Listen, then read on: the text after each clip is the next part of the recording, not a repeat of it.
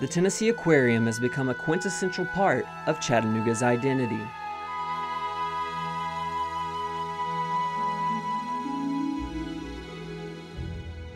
Over a quarter century, it has fostered wonder, learning, and understanding. Today, it stands as an icon, a centerpiece, and a symbol of what we have achieved.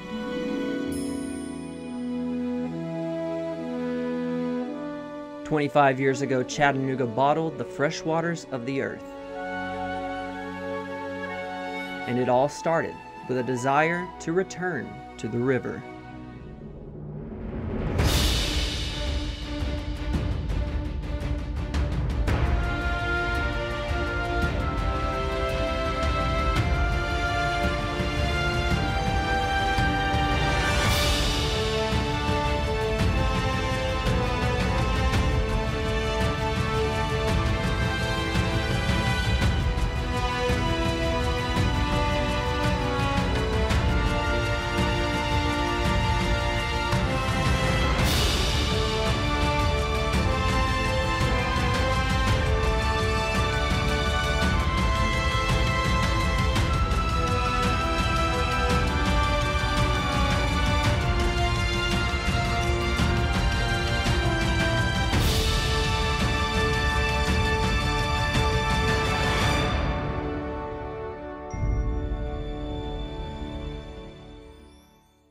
Before the aquarium, before downtown, before the city of Chattanooga, there was Ross's Landing. You know, Chattanooga was originally a river town.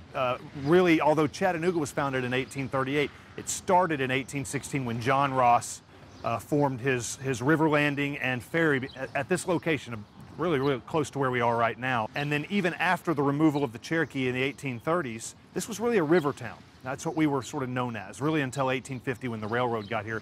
The railroad became the primary means of trade, and over the next century, the riverfront became home to industry. We were the dynamo of Dixie. We were a heavy industrial area, and with that, and partly because of our geography here and how we sort of sit down amongst the mountains, this became a very dirty, polluted place. City and business leaders feared Chattanooga would soon become irrelevant as a city, so reports and studies were commissioned from several groups on how to prevent that.